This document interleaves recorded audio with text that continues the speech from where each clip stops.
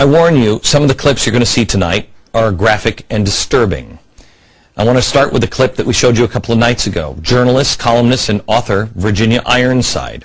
She was on the BBC this last Sunday, and she made this stunning declaration on the BBC. If I were a mother of a suffering child, I would be the first to want, a deeply suffering child, I would be the first to want to put a pillow over its face. Dr. Peter Evans, as I would with any suffering thing. And I think the difference is that my feeling of horror, suffering, is much greater than my feeling of getting rid of a couple of cells, because suffering can go on for years. I'm sorry, I was just about to introduce another guest there, but that's a pretty horrifying thing to say, that you would put a pillow over there. Of course I would, if it was a child I really loved who is in agony. I think any good mother would. This is horrifying on so many levels. The way she casually describes suffocating an infant is something any loving mother would do. She's not a monster. She's not evil. She is doing what any loving mother would do. Of course she would. Of course she would smother her child. Also, the way she refers to a baby as a couple of cells. Perhaps most shocking of all is the fact that she doesn't even realize that what she's saying is that controversial. So here's a mother saying that, of course, all good loving mothers would smother their children. If they were in pain, it's out of compassion. Now, let me switch gears slightly. This is another clip from England. We'll get to America in a second. This one is from the environmentalists who believe that if we don't act within 4 years, there is no reversing climate change. So they want to warn you. Well, they've already tried to warn you about this, but now they need to kick it up a notch, because a nudge isn't enough. Now maybe a slap across the face. What you're about to see is very graphic. We're thinking of using our car less. I'm going to cycle to school. That's fantastic, Jemima. Take it full, please. No pressure at all, but it'd be great to get a sense of how many of you might do this. Just a rough percentage. That's fantastic. And those not? Philip and Tracy. That's fine, that's absolutely fine. Your own choice. Okay, class, thank you so much for today, and I will see you all tomorrow. Oh, just before you go, I just need to press this little button here. Now, everybody, please remember to read chapters 5 and 6 on volcanoes and glaciation. Okay, so remember, they believe in Saul Alinsky, the ends justify the means. They thought this was okay. Nobody said this would be a bad idea until it hit the air. And then when people freaked out, then they said first it was a joke. It's not a joke.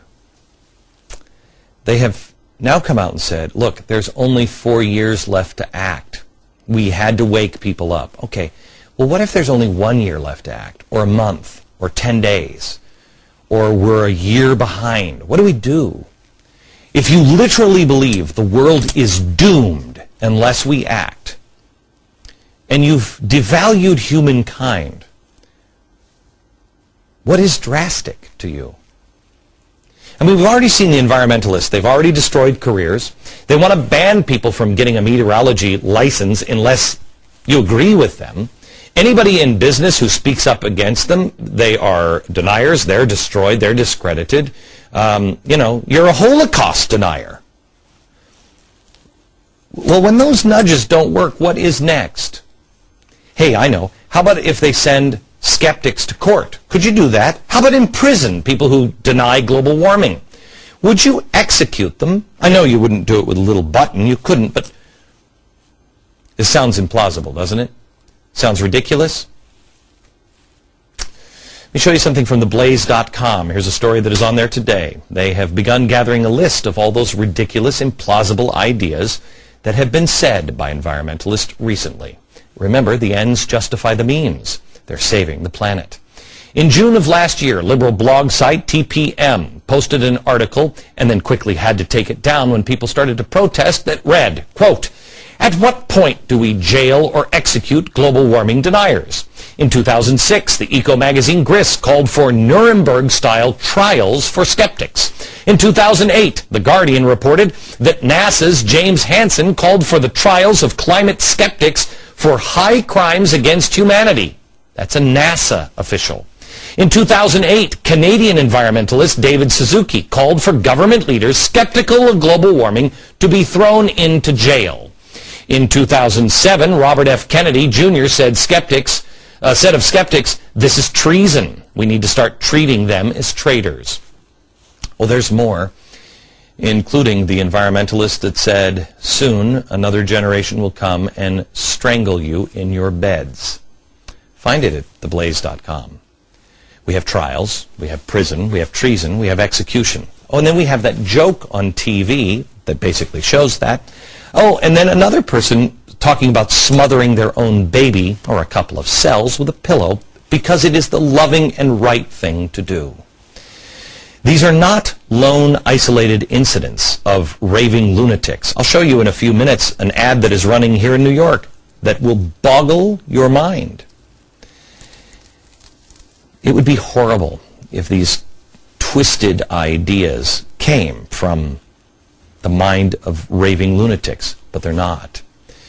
They're very rational people who just believe in things that are different than you.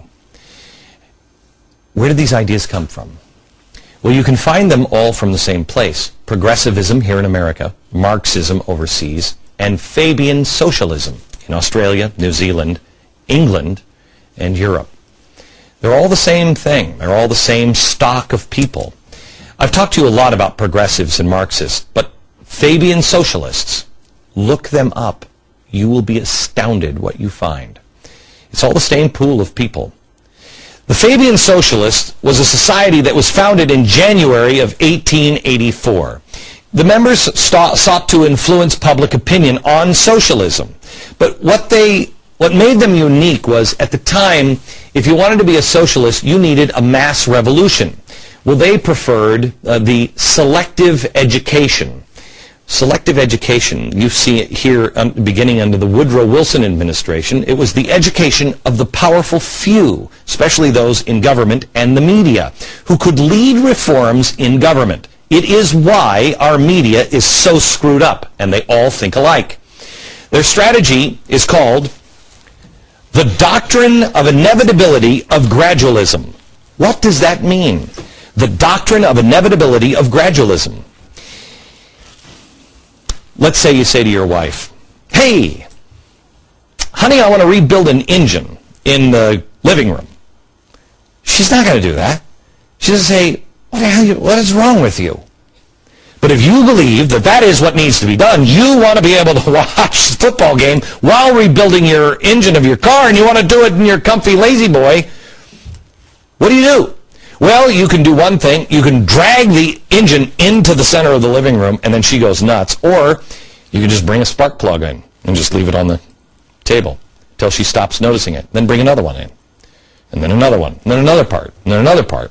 And the carburetor. Pretty soon, you got the whole damn engine sitting in there. She'll tell you at first, can you stop? Can you stop with them? Can you take these away? You just leave them there. She'll forget eventually, and she won't notice that you have all of the parts of the engine that you're going to build there in the living room. It becomes inevitable because you can say, it's already here. The doctrine of inevitability of gradualism. Okay, now why the name Fabian? The Fabian Society. Well, this is after General Quintus Fabius Maximus. He had a brilliant strategy. He advanced in his battles not through front-on battles, but instead through harassment and attrition. In other words, he wore everybody out, almost like overwhelm your opponents, overwhelm the system. He would just constantly wear them out and just hit them, little ones, hit them, until finally they were just worn out from the harassment. And then it became inevitable. Gosh, is it becoming inevitable that we just can't get out of this debt bubble? Little step at a time? All right, Fabian Socialist, one of the early members, was George Bernard Shaw. This is a man who is highly regarded still to this day. This is a guy who won a Nobel Peace Prize, who won an Oscar. The BBC described him this way: a iconoclastic playwright, journalist, a scintillating public speaker, arts reviewer, and campaigning socialist. Well, here's what everybody ignores from Shaw. This. Watch.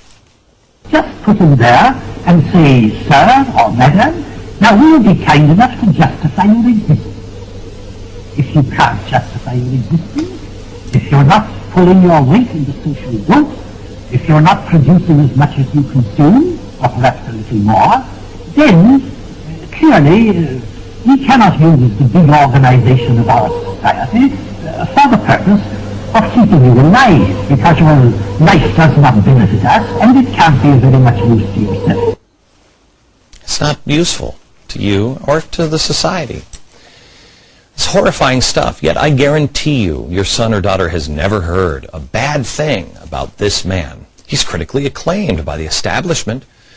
It may be tough for them to swallow, but he is a monster. No one talks about the genius of Hitler's good ideas like the Volkswagen. The good ideas don't balance out the bad ones. The man was a monster. Shaw was a famous playwright, but he was also a strong believer in eugenics. It was George Bernard Shaw. Ask yourself if you ever learn this. Ask your kids if they learn this. Who dreamt up the gas chambers, the death chambers? Who did?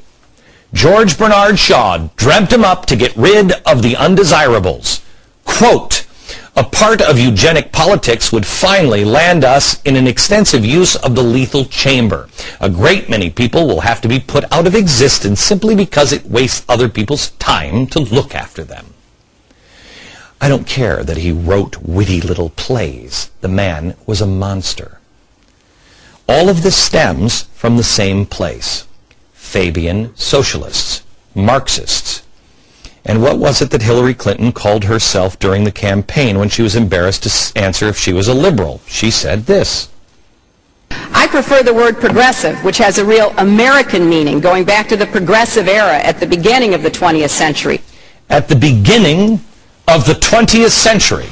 At the end of the 19th century, and it came roaring into America at the beginning of the 20th century.